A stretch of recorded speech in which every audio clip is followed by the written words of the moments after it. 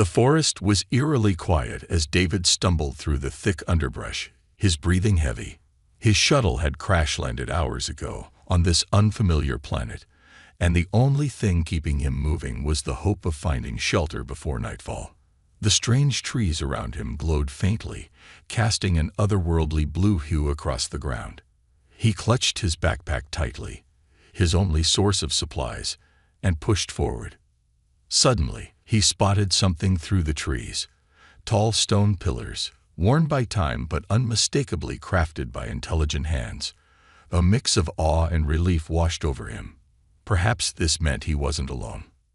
David entered the clearing cautiously, the ruins looming above him like silent guardians. Strange symbols were etched into the stones, lines and curves that seemed almost familiar, though he couldn't explain why. As he ran his fingers over the carvings, a low hum filled the air.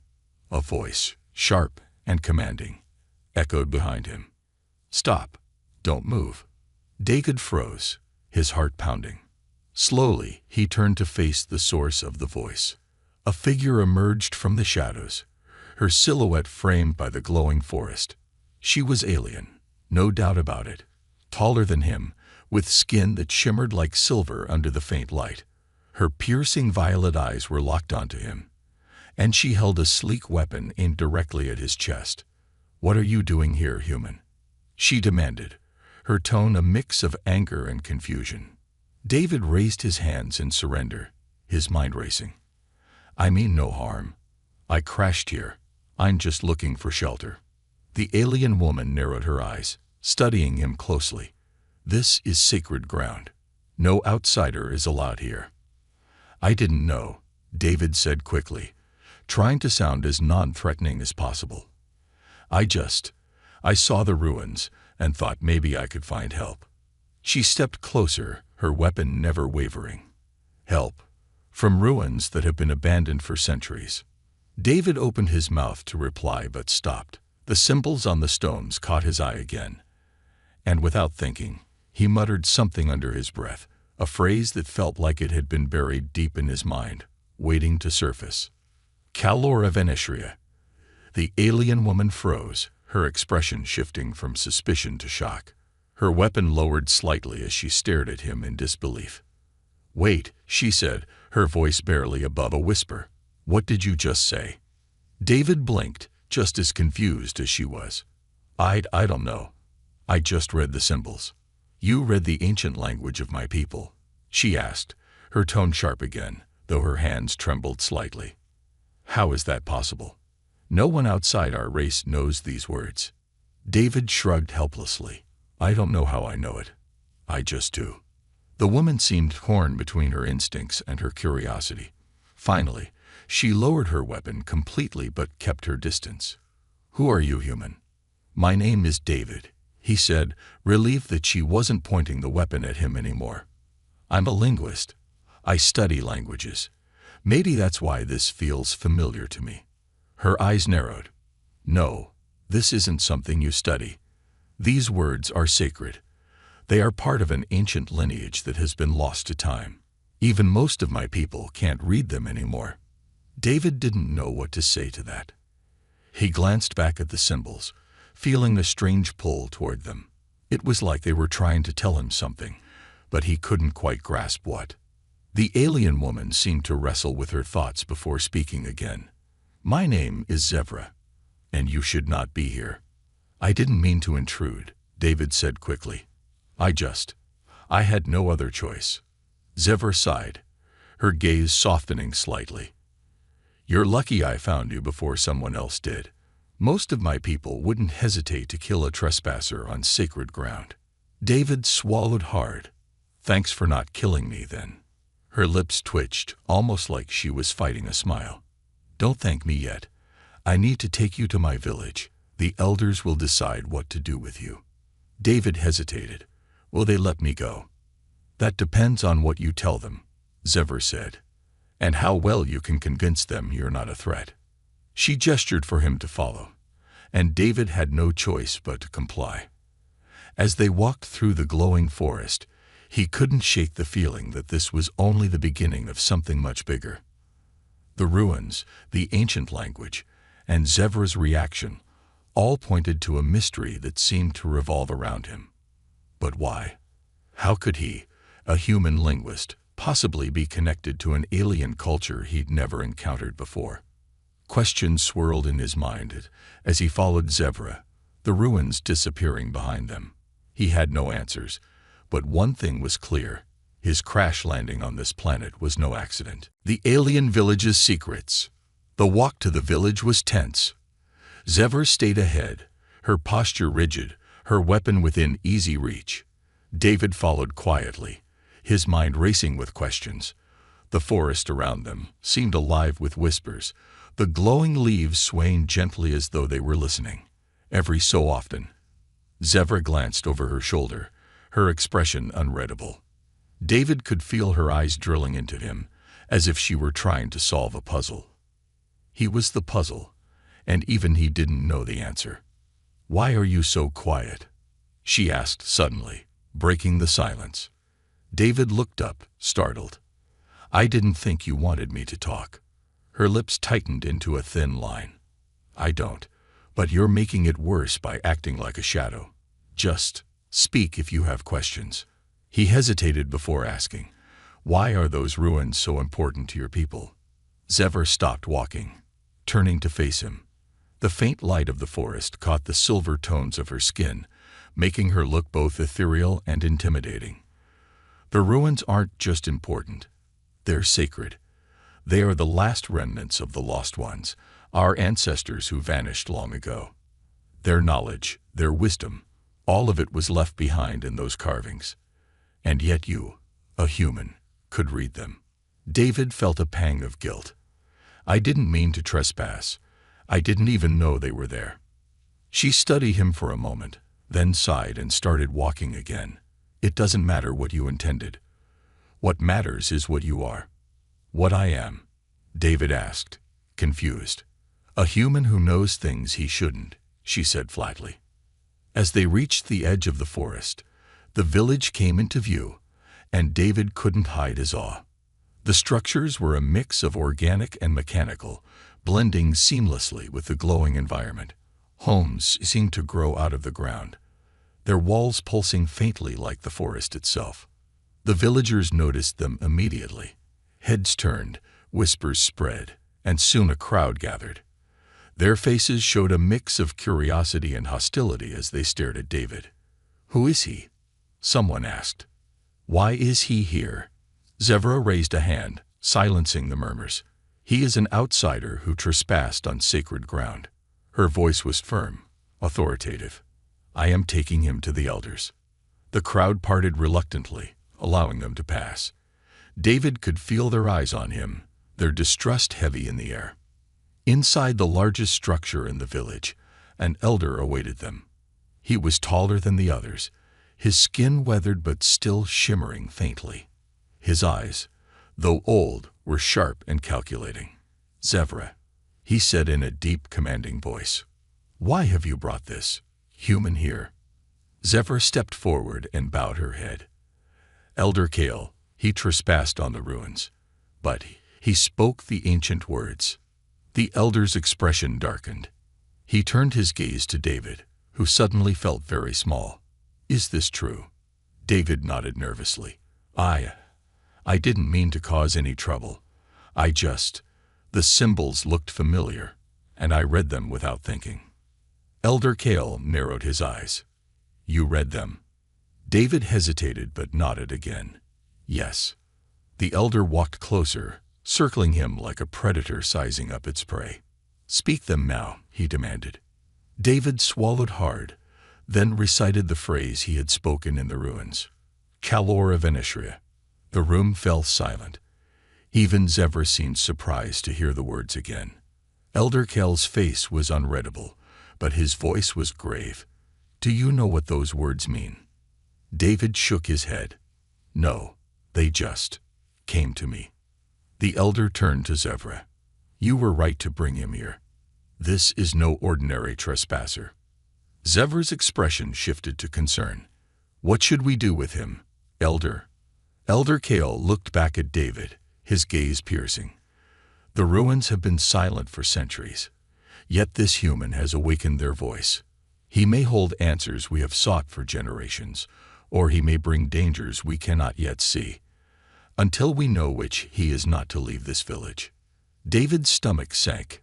Wait, you're keeping me here. For your own safety, Kale said. And for ours. Zevra stepped closer, her voice low. You're lucky, human. If it were up to others, you wouldn't even have the chance to speak. David didn't find that very comforting. He looked at the elder, then at Zevra, and realized something chilling. He wasn't just a guest here. He was a mystery, and until they solved him, he wouldn't be going anywhere. The legend of the lost ones. David sat on the edge of a platform carved from glowing crystal, his legs dangling over the edge. The alien village stretched below him, a quiet hum of life pulsing through the homes that seemed to breathe with the rhythm of the planet. Despite the beauty of the place, he felt like a prisoner. Zevra stood nearby, her arms crossed, watching him with a mix of curiosity and suspicion. She had been assigned to keep an eye on him, and she was taking the task seriously. You've been staring into space for an hour, Zevra said, breaking the silence. Planning an escape. David glanced at her, his face a mix of frustration and confusion. I'm not planning anything. I'm trying to understand how I got here, how I know those words, and why you all think it's such a big deal. Zevra's violet eyes narrowed. Because it is a big deal. Those words are not just a language. They are a connection to the lost ones, our ancestors who disappeared long ago. Their knowledge, their power, all of it vanished with them. No one, not even the elders, can fully decipher the old scripts anymore. And yet, you spoke them like you were born to. David sighed, rubbing the back of his neck. I didn't ask for this, you know. I don't even understand it myself. Zevra studied him for a moment, then sighed. You're not the first outsider to stumble onto our world, but you're the first who's different. I don't know whether to see you as a threat or a clue. David frowned. A clue to what? To the legend, she said, her voice quieter now, almost reverent. She sat down beside him, though still at a cautious distance. Do you want to hear it? David nodded, his curiosity piqued. Zevra's gaze drifted to the horizon, where the faint light of twin moons bathed the forest in a silvery glow. Long ago, our people were guided by the lost ones. They were not like us. They were taller, stronger, and wise beyond measure. They built cities that touched the skies and machines that could harness the very energy of the stars. But then, one day, they vanished without a trace, leaving behind only fragments of their knowledge. David listened intently as she continued, her voice carrying an almost mournful tone. Some believe they left willingly, ascending to another plane of existence. Others say they were destroyed by an ancient enemy, one so powerful it forced the lost ones to sacrifice themselves to protect us. But there is one part of the legend that stands out, a prophecy. David raised an eyebrow. A prophecy? Isn't that a bit dramatic? Zevra shot him a glare. You can mock it if you like, but the prophecy has guided us for generations. It speaks of a time when the words of the lost ones will be spoken again, and a stranger will emerge to either unite us or destroy us. David froze, the weight of her words sinking in. And you think I'm that stranger? I don't think anything yet, Zevra said. But the fact that you spoke those words can't be ignored. The elders believe you might be connected to the lost ones in some way. They think you might hold the key to understanding what really happened to them. David leaned back, staring up at the stars. That's a lot to put on one person, he muttered. Zevra smirked faintly. Welcome to my world. For a moment, they sat in silence, the distant hum of the village the only sound. Do you believe the lost ones were real? David asked eventually. Zevra hesitated, then nodded. I do. Their ruins are scattered across this planet. Their machines still hum with life in the forgotten places of the world. And now, you're here. Maybe it's a coincidence, Or maybe it's something more. David looked at her, the faint glow of the village lights reflecting in her eyes. If they were so powerful, why did they leave? That's the question, isn't it? Zevra replied softly. And it's the one you might help us answer. Before David could respond, a loud chime echoed through the village, followed by hurried footsteps. Zevra stood abruptly, her hand instinctively going to her weapon. What's going on? David asked, standing as well. Trouble, she said grimly. The elders are summoning us. It seems your presence has stirred up more than just questions. David followed her, a sense of unease settling over him. Whatever secrets the lost ones had left behind, it was clear they were about to become much more than ancient history, unraveling the past. The temple loomed before them like a slumbering giant, its towering spires wrapped in vines and glowing moss. The air around it crackled faintly, as though the structure itself were alive and watching.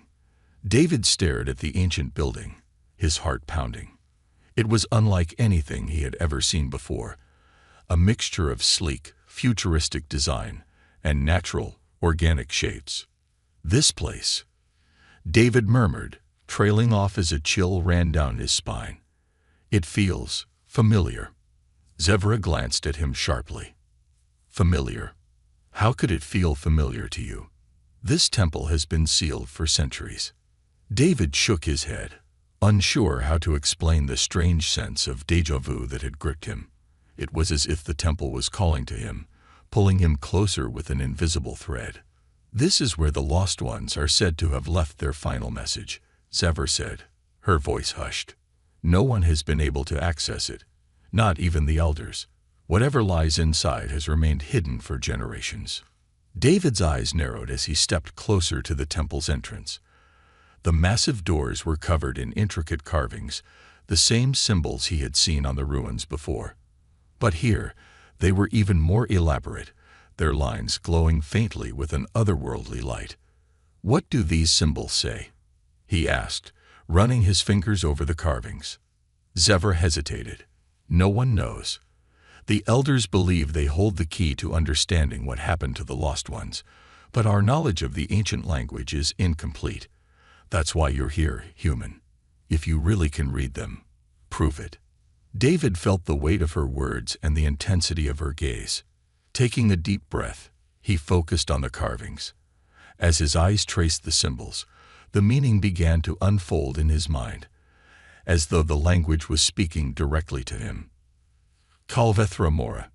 The door will open for the star touched, he whispered, the words slipping from his mouth as if they had always been there. Before Zevra could respond, the carvings flared to life, their glow intensifying until the entire temple entrance was bathed in radiant light. A low rumble echoed through the air as the massive doors began to slide apart, revealing a dark interior. Zevra stepped back, her eyes wide with shock. You actually did it. David turned to her, his expression as stunned as hers. I didn't think it would work. Well, it did, she said, regaining her composure. And now we find out what's inside. The two of them stepped cautiously into the temple, their footsteps echoing on the smooth, polished floor. The air inside was cool and still, carrying the faint scent of something ancient and powerful. The chamber they entered was vast, its ceiling disappearing into darkness. In the center stood a towering obelisk, its surface covered in the same glowing symbols as the doors. Surrounding it were strange machines, curved and elegant, their purpose impossible to guess. David approached the obelisk, the pull he had felt earlier growing stronger with every step. This is incredible, he said, his voice filled with awe. It's like the entire place was waiting for someone to activate it. Zevra didn't respond. She was scanning the room, her hand resting on the hilt of her weapon. This doesn't feel right, she muttered. Why would the lost ones leave something like this behind, and then vanish? What if it's a trap? David glanced at her. A trap for who? No one's been here for centuries. Maybe that's the point, Zevra said, her voice tight. Ignoring her warning, David reached out and placed his hand on the obelisk. The cymbals flared again, and a deep hum filled the chamber. A voice, deep and resonant, boomed from the obelisk, speaking in the ancient language. Though the words were foreign, David understood them as clearly as if they were in his native tongue. To the star-touched, you carry the knowledge of the lost ones. Use it wisely, for the enemy we fought is not gone, it is only sleeping. The key to our victory lies within you. Awaken it before it is too late. The light in the chamber dimmed, leaving David and Zevra in stunned silence. What did it say? Zevra asked, her voice trembling slightly. David turned to her, his face pale. It said the lost ones didn't leave. They were fighting something. Something they couldn't defeat, and whatever it was, it's still out there. Zevra's hand tightened around her weapon. Then we need to leave. Now. But David couldn't move. The obelisk's final words echoed in his mind, a chilling reminder that his role in this mystery was far from over. Betrayal and escape. The crackling of distant flames was the first sound David registered as he opened his eyes. His head throbbed, and the metallic taste of blood lingered in his mouth. He pushed himself up, only to feel cold metal shackles biting into his wrists. He was bound. The room around him was dimly lit, its walls adorned with glowing alien runes. He recognized the architecture. It was a temple chamber, but not the one he and Zevra had discovered. This one was smaller, more ominous, with a sense of purpose that sent a chill down his spine. Finally awake, human. The voice was sharp and familiar. David turned his head to see Krell, one of the village warriors, standing with his arms crossed. His silver-toned skin shimmered faintly in the low light, and his violet eyes glared down at David with thinly veiled contempt. "What's going on?" David croaked, his throat dry. "Where's Zevra?" Krell smirked. "Zevra isn't here to protect you anymore. You've caused enough trouble, outsider. It's time we ended this." David's heart pounded. "What are you talking about? I didn't do anything." "You didn't do anything," Krell sneered. "You walked into our sacred ruins, activated ancient technology, and now the elders are questioning everything we've believed for centuries. Your very presence is a threat to our way of life." David struggled against the shackles. "I didn't ask for any of this. I didn't even know your world existed until my ship crashed." Krell leaned in closer, his voice low and menacing. "That doesn't matter. The fact that you can speak the words of the lost ones makes you dangerous, and danger must be dealt with." Before David could respond, the door to the chamber burst open, and Zevra stormed in, her weapon drawn. Her eyes burned with fury as she glared at Krell. "Step away from him," she commanded. Krell didn't move. "You shouldn't be here, Zevra. This is a matter for the warriors to decide." "This is a betrayal," Zevra snapped. "You have no authority to imprison him or to harm him." "The elders will understand," Krell said, his tone calm, but his posture tense. "They'll see that I did what had to be done." Zevra took a step closer, her weapon aimed directly at Krell. "Release him. Now." Krell's jaw tightened, but he slowly backed away. "You're making a mistake, Zevra. This human will bring nothing but ruin." "That's not your decision to make," she said coldly. Krell hesitated for a moment, then stormed out of the room, his frustration evident in every step. As soon as he was gone, Zevra hurried to David's side and began unlocking his shackles. "Are you okay?" she asked, her voice softer now. David nodded, though his wrists ached from the restraints. "I've been better. Thanks for coming." Zevra's eyes narrowed. "We don't have much time. Krell isn't the only one who wants you gone. The others will come for you soon, and I can't stop them all." David stood, his legs shaky but functional. "What do we do?" "We run," Zevra said simply. "There's a hidden path out of the village that leads to the forest. If we can make it to the temple, we might have a chance to find answers. And stay alive." David hesitated. "What about the elders? Won't they listen to you?" Zevra shook her head. "Not after this. Krell's rebellion has sown out, and they'll see you as the cause of it. We can't stay here." The sound of approaching footsteps echoed down the hall. Zevra grabbed David's arm, pulling him toward the door. "Move," she said urgently. They darted through the dimly lit corridors, their footsteps barely audible over the growing noise behind them. The village was in chaos. Shouts and the clang of weapons echoed through the air as factions clashed. Zevra led David to a concealed exit at the edge of the village, hidden beneath a thicket of glowing vines. She pushed the vines aside and gestured for him to crawl through. "Go," she hissed. David didn't need to be told twice. He squeezed through the narrow passage, the vines brushing against his skin like cold fingers. On the other side, the forest stretched before them, dark and vast. Zevra emerged behind him, her weapon at the ready. "We keep moving," she said. "If we stop, they'll catch us." David glanced back at the faint glow of the village in the distance.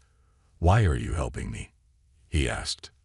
Zevra hesitated, her expression unreadable. "Because I believe you're more than a threat. I think you're the key to saving us. But if I'm wrong..." She didn't finish the sentence. David nodded, his resolve hardening.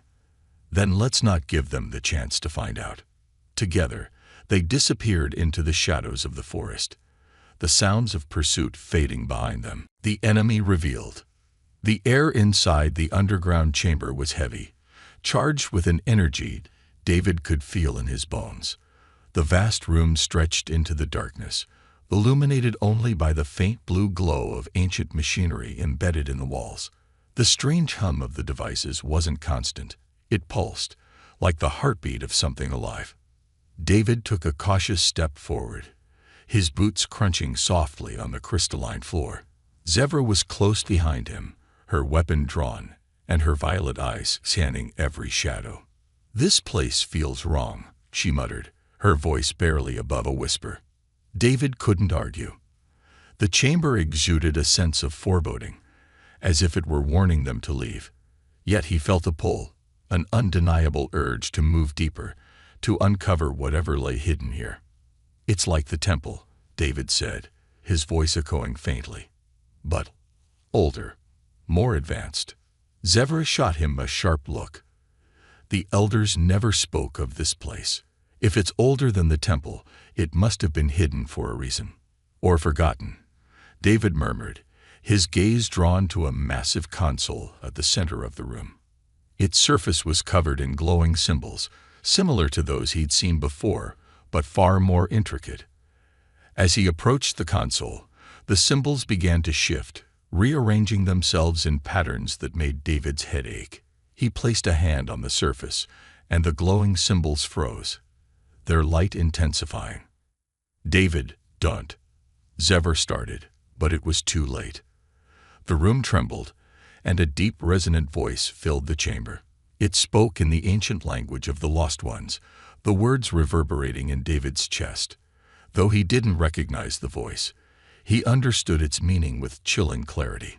"To those who awaken this chamber, you have found what we could not destroy. The enemy that drove us to ruin still sleeps, waiting to rise again. We fought with all our strength, but their power was beyond our understanding. Beware, for what lies beneath this chamber is not salvation, but annihilation." The voice faded, leaving an oppressive silence in its wake. David's hand trembled as he withdrew it from the console, his mind racing. "They couldn't destroy it," he whispered. "They buried it instead." Zevra's grip on her weapon tightened. "What is it, David? What did they leave behind?" Before he could answer, the floor beneath them shuddered violently, and a deep groaning sound echoed from the far end of the chamber. A massive wall began to slide open, revealing a dark passageway lined with more glowing machinery. David and Zevra exchanged a glance, and he could see the fear in her eyes. "We have to go," she said urgently. "Now." But David couldn't move. His gaze was fixed on the passageway, where a faint red light pulsed rhythmically, growing brighter with each beat. He felt a strange connection to it, as if it were calling to him, just like the temple had. "What if this is what we're meant to find?" he asked, his voice barely audible. Zevra grabbed his arm, her tone sharp. "This isn't destiny, David. It's a warning. The Lost Ones buried this for a reason, and we don't have their power to stop whatever's in there. We need to get out before it's too late."